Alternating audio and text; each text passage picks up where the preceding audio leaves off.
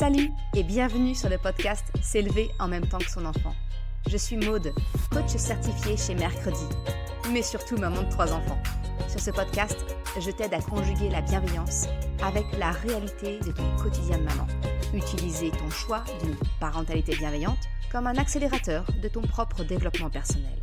T'aider à changer de regard sur les situations que tu vis avec ton enfant pour t'en servir, pour grandir et apprendre sur toi. Hey, salut, je suis contente de te retrouver aujourd'hui pour un nouvel épisode. On va parler de cette peur qu'on peut avoir en tant que parent, savoir est-ce qu'il faut tenir tête à notre enfant ou bien est-ce que c'est ok de céder à son enfant?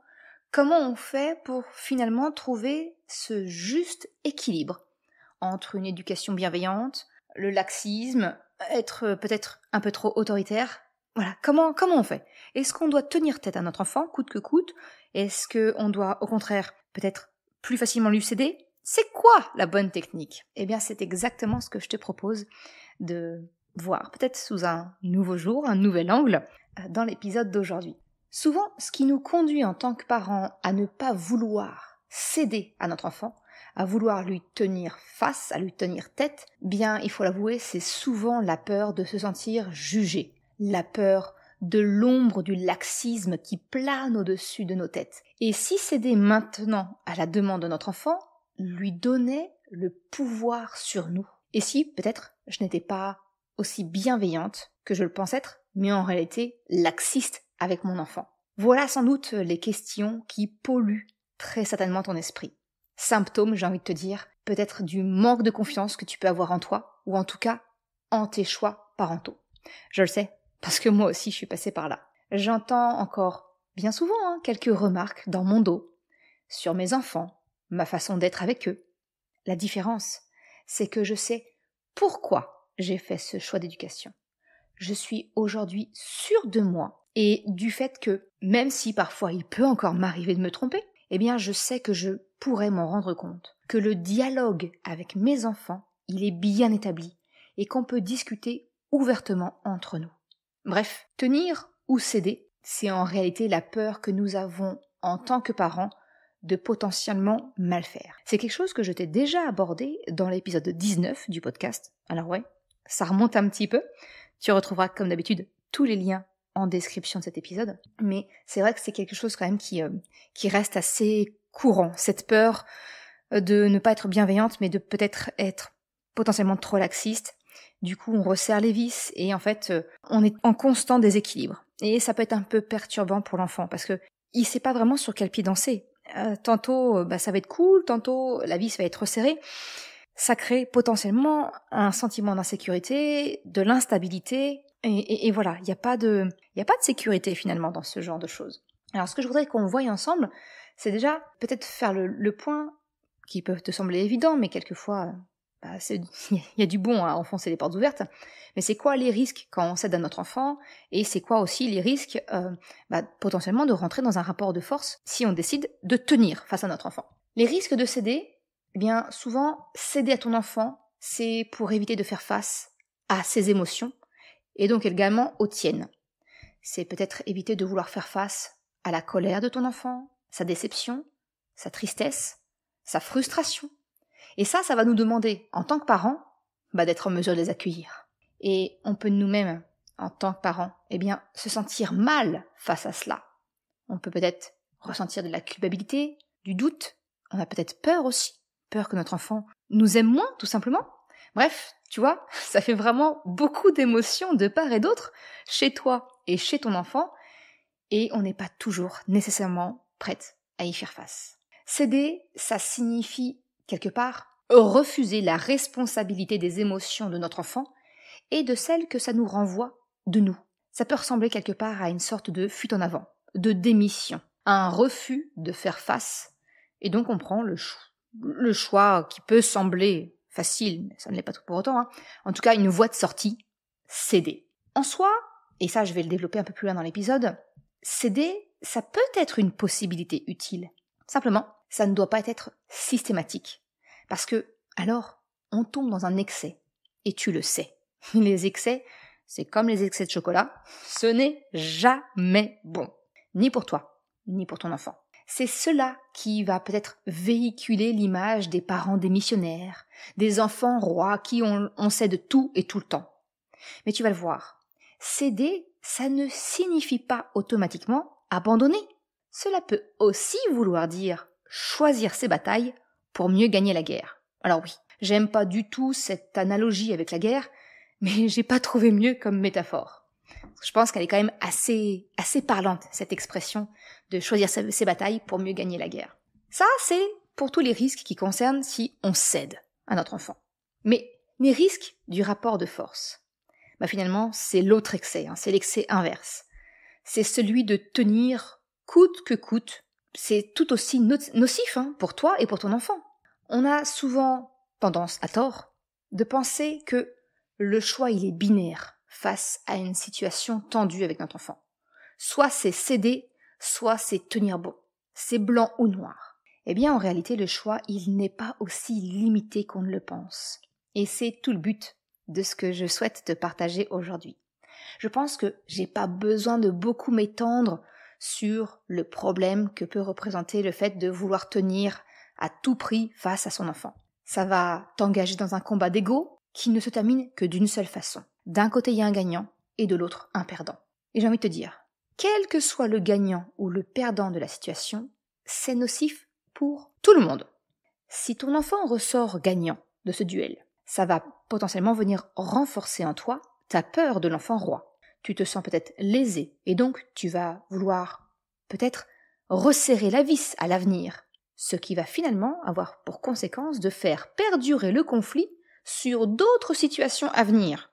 T'as une espèce de revanche à avoir, tu vois. Et ton enfant, lui, il peut ressentir cette joie d'avoir gagné et il cherchera peut-être à vouloir réitérer cet exploit. A contrario, si c'est le parent qui ressort gagnant du duel, eh bien cela peut renforcer en toi l'idée que le rapport de force est la seule manière d'y faire avec ton enfant. Qu'il n'y a que comme cela qu'il t'écoute. Ça va venir nourrir cette fausse croyance qui compliquera encore un peu plus la transition vers une parentalité bienveillante et respectueuse. Et à contrario, ton enfant, lui, il va avoir un sentiment de revanche à prendre. Et potentiellement, il n'en savourera que d'autant plus une potentielle future victoire. Donc tu vois, il peut y avoir un gagnant et un perdant dans la situation, mais en réalité, parents et enfants, on ressort perdant de cette bataille d'ego. Bref, c'est l'exemple type d'une relation de domination où il y a un dominant et un dominé, un gagnant et un perdant. On est vraiment très très loin du modèle de coopération auquel tu aspires, vu que tu écoutes ce podcast. En fait, je pense qu'une véritable relation de coopération n'est possible que si l'on sort de ce schéma de pensée dichotomique perdant-gagnant. Céder, ça ne signifie pas démissionner et abandonner l'éducation de son enfant. Il faut vraiment sortir de cette idée que céder signifie abandonner. En réalité, céder, ça peut être une bonne option pour pouvoir créer les bonnes conditions pour que ton enfant comprenne le message que tu souhaites lui passer. La différence entre céder et abandonner, elle est très grande en fait. Abandonner, c'est jeter l'éponge sur le long terme. Par exemple, ton enfant refuse de se laver. Ok. Eh bien, abandonner, ce serait répondre à ton enfant, tant pis, te lave pas, tu pueras, tes copains se moqueront de toi, c'est ton problème, fais comme tu veux. Céder, c'est de dire, ok pour cette fois, j'ai pas le temps, ou bien je n'ai pas la force aujourd'hui d'argumenter, etc. Mais je te rappelle la règle, l'hygiène c'est important pour prendre soin de toi, de ton corps, ne pas avoir des problèmes de peau, etc. On verra ce soir, ou bien on verra demain matin. Selon la situation, tu vois, tu peux adapter ton discours. En fait, tu cèdes temporairement. Tu expliques, ok, là je choisis ma bataille. Abandonner, dans le premier cas, tu vois, c'est vraiment laisser ton enfant responsable de la situation. Lui faire porter le poids des conséquences, potentiellement de la culpabilité, si ça se passe mal. Céder à ton enfant, c'est temporaire. C'est toi, le parent, qui prend consciemment la responsabilité de différer la discussion, la réalisation de ce que ton enfant refuse de faire, par exemple. Toi, en tant qu'adulte, en tant que parent, tu restes responsable de la situation. Tu décides, ok, je ne me bats pas. Tu ne transfères aucune décision à ton enfant, parce que c'est toi qui l'assumes. Tu vois vraiment la différence entre abandonner et céder. C'est pas du tout la même chose. On peut croire que céder, c'est abandonner, mais non. Dans un cas, on laisse la responsabilité à l'enfant. Dans le second cas, qui me semble être le meilleur en fait finalement, c'est je garde la responsabilité moi en tant qu'adulte et je décide de décaler, de reporter la décision. Le danger du laxisme, entre autres, c'est finalement de responsabiliser son enfant au-delà de ce qu'il peut porter, de ce qu'il peut assumer. C'est cela qui va créer un sentiment d'insécurité chez les enfants. Bien sûr que je suis pour la responsabilisation de l'enfant, mais dans l'accompagnement de son développement. Quand l'enfant est demandeur en termes d'autonomie, il n'est pas question de charger notre enfant d'une responsabilité qu'il n'a pas demandée. Parce que refuser, c'est pas une demande d'autonomie. Quand ton enfant s'oppose, par exemple, à se laver le matin, c'est pas qu'il demande spécialement plus d'autonomie. Ça, pour le savoir, le seul moyen, c'est d'avoir une discussion avec ton enfant. Un échange est nécessaire pour comprendre qu'est-ce qu'il souhaite, de quoi il a besoin. Si tu décides, ok, te lave pas, tant pis, tu pueras, les copains se moqueront de toi et t'auras des problèmes de peau, peu importe, tant pis pour toi.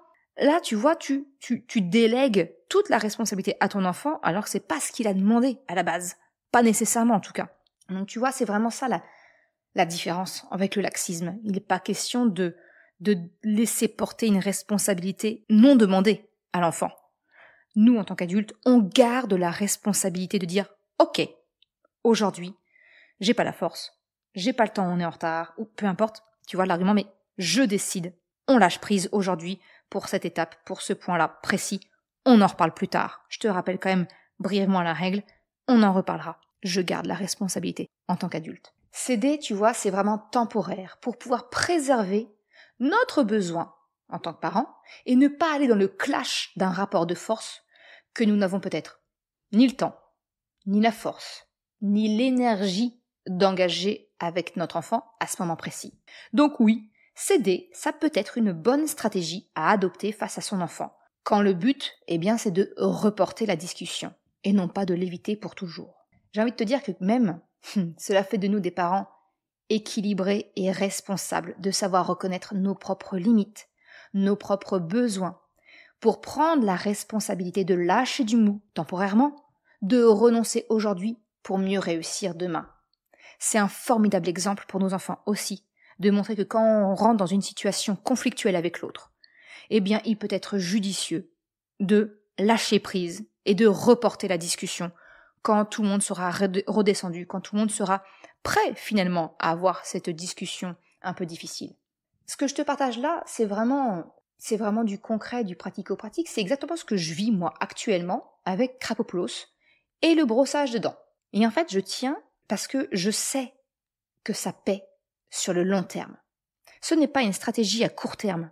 Effectivement, si tu mets un coup de pression, si tu punis ou autre ton enfant, c'est des stratégies à court terme qui fonctionnent. Il n'y a pas de problème là-dessus. Et c'est pour ça que, malheureusement, beaucoup de parents ont recours aux punitions, au chantage ou autre, parce que sur le court terme, ça fonctionne. Sauf que, 1, ça va impacter la relation entre le parent et l'enfant. 2, l'enchère va augmenter avec le temps. Plus ton enfant va grandir, plus les moyens de pression, de récompense, de chantage ou de punition vont devoir augmenter pour que la pression reste dissuasive en tout cas, ou encourageante si c'est une récompense, tu vois.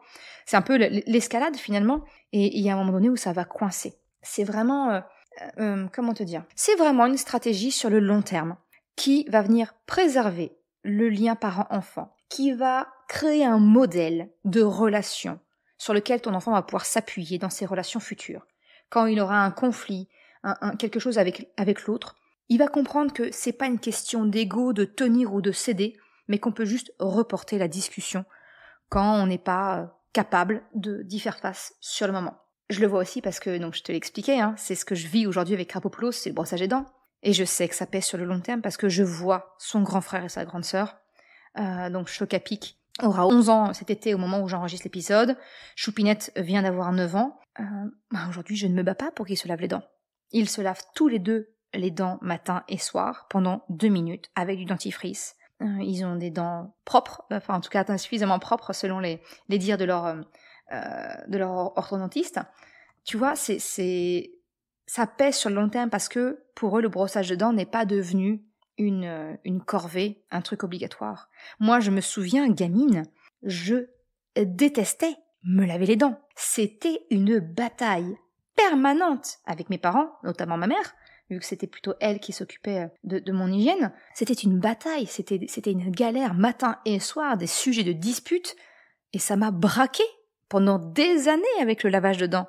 En fait, j'ai commencé à volontairement me laver les dents à l'adolescence. Tu vois, c'est tard. Et pourquoi ?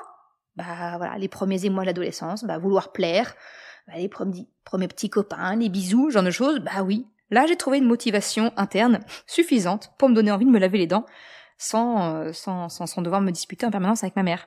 J'ai pas envie de ça, en fait, avec mes enfants. Je crois beaucoup au moteur de la motivation interne qu'il faut savoir activer. Les punitions, les récompenses, ce sont des moteurs de motivation externes à l'enfant, externes à la personne. Donc forcément, comme je te le disais, il va falloir que l'enjeu augmente pour maintenir une certaine pression, une certaine envie de s'y tenir. Alors que si tu fais appel au moteur de la motivation interne, c'est là où ton enfant, il est volontaire. Il coopère naturellement. Ça, c'est le cœur du module 4 de la formation S'élever en même temps que son enfant. C'est vraiment quelque chose de primordial pour moi de savoir activer, de savoir détecter. C'est quoi le moteur de la motivation interne chez ton enfant ? J'applique donc, si je reviens au cas d'aujourd'hui, brossage de dents, Krapopoulos, 5 ans et demi, j'applique la même règle de souplesse avec lui. Je lui demande tous les matins et tous les soirs, naturellement, de se laver les dents. Quelquefois, il va me dire non, il n'a pas envie. Ok, alors je commence à lâcher du mou en disant, avec dentifrice ou sans dentifrice ? Je m'en moque. En réalité, dentifrice, on n'en a pas spécialement besoin. C'est vraiment l'action mécanique qui est la plus efficace. C'est mieux que du dentifrice, on est bien d'accord. Mais premier lâchage de mou, j'ai envie de te dire, je peux accepter temporairement qu'on fasse à l'eau. Ok. Quelquefois, il va pas non plus vouloir. Même avec de l'eau, simplement, il va pas vouloir. Certains soirs ou certains matins, je cède, entre guillemets, si aucune option ne fonctionne avec lui. Je ne vais pas venir envenimer la situation dans le but de pouvoir mieux lui permettre finalement de se laver les dents la fois d'après. Je ne crée pas un rapport de force, je ne crée pas un blocage, j'apporte de la souplesse, je reporte. Ok, on verra ce soir. Je vais pas dire, on les lave ce soir, parce que là, il peut me dire non, et il peut déjà s'inscrire dans un rapport de force qui va venir pour ce soir. Ok, je lui rappelle la règle, le besoin, pourquoi se laver les dents, on verra ce soir. J'ai envie de te dire que 9 fois sur 10, le soir même, il se lave les dents, il n'y a pas de problème. Tu le comprends, en fait, il n'est pas question de tenir coûte que coûte tête à notre enfant, parce que ça, c'est le rapport de force assuré, avec tous les inconvénients qu'on a vus avant. Ce n'est pas non plus réellement céder, c'est plutôt de reporter. Reporter, ça permet de donner de la distance physique et émotionnelle aux deux parties, par rapport à l'enjeu. Là, dans mon cas, c'était le brossage des dents, tu vois. C'est donc plus de chances d'aboutir à un échange constructif pour comprendre les besoins, les avis de chacun. Bref, les bonnes bases pour trouver un compromis qui satisfait tout le monde. Tu vois, il n'est pas question d'abandonner, mais juste de différer, de reporter pour se préserver soi et pour préserver aussi la relation avec ton enfant. La responsabilité du report, elle reste dans tes mains, à toi, le parent. C'est donc pas l'enfant qui gagne ou qui est l'enfant roi, non, c'est un choix stratégique parental. Un peu comme les échecs, où tu sais, dans certaines techniques stratégiques, ça va impliquer le sacrifice d'une pièce importante pour parvenir à un échec et mat. C'est un peu la même chose, même si, tu l'auras compris, la question n'est pas d'arriver à mettre ton enfant échec et mat, parce que sinon, on en revient à un gagnant et à un perdant et la relation de domination, mais c'est vraiment de faire un choix pour permettre que tout le monde y trouve son compte au bout du compte. Ça fait beaucoup de comptes tout ça, mais tu vois l'idée. C'est vraiment de choisir ses batailles. Je crois qu'à elle seule, choisir ses batailles, c'est une expression qui résume la vie d'un parent qui doit apprendre à lâcher prise. Entre me battre pour que mon enfant se lave les dents ou mettre son slip, je choisis ma bataille. Personnellement, je vais choisir le slip. Entre me battre pour que mon enfant mette son slip ou bien mettre ses chaussures pour sortir dehors sous la pluie, là encore, je choisis ma bataille. Mais cette fois, Je vais plutôt choisir les chaussures. Tant pis pour le slip. Il sera tout nu sous son pantalon. Tant pis. Tu vois, c'est ce qui est vrai à un moment peut ne pas l'être plus tard. Et c'est ça pour moi qui est important dans le fait d'accepter de reporter certaines décisions, certaines tâches en cédant temporairement. C'est complètement ajustable. Ce n'est pas parce que ce matin, j'ai accepté que le brossage de dents passe à la trappe que ce sera vrai pour ce soir, pour demain, pour les autres jours. Choisir nos batailles en tant que parents, c'est tous les jours, à chaque instant, en fonction de notre énergie, de nos propres besoins et celui de notre enfant. Par exemple, si tu rentres d'une soirée avec tes amis, qu'il est peut-être minuit passé et que ton enfant dort dans la voiture, est-ce que tu vas lui demander de se réveiller, de se mettre en pyjama, de faire pipi et de se laver les dents avant d'aller se coucher? Personnellement, je te le dis, non. La priorité, c'est d'aller aux toilettes. Ça, voilà. Ok? La deuxième priorité, c'est éventuellement le pyjama. Et encore, quelquefois, on enlève les chaussures et c'est bon, voilà. Mais c'est certainement pas de le réveiller complètement pour qu'il se lave les dents. Donc tu vois, en tant que parent, on est quelquefois tout à fait open, sans que notre enfant nous demande d'ajuster les règles, de les assouplir.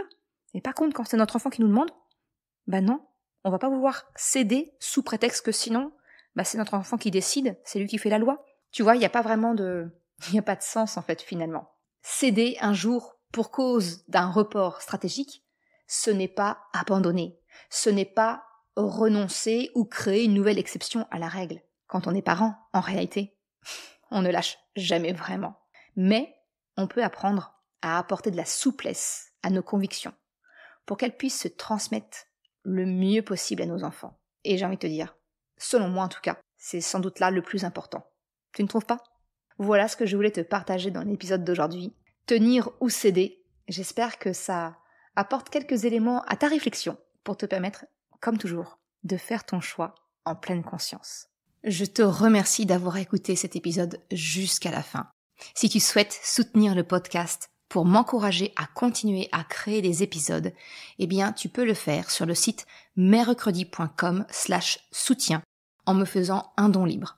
Une autre façon de m'encourager et qui est vraiment très efficace, eh bien, c'est d'en parler tout simplement autour de toi, de partager le podcast, le site. Et si le cœur t'en dit, eh bien, c'est également de me laisser un commentaire ou une note sur Apple Podcast, Spotify, quelle que soit la plateforme, si elle te le permet. Ça m'aide vraiment à faire connaître le podcast, à diffuser ce message qu'une autre façon de la parentalité est possible.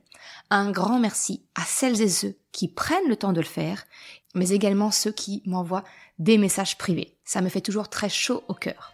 Je te souhaite une excellente journée, après-midi, soirée, quel que soit le moment où tu écoutes, et je te dis à très bientôt pour un nouvel épisode.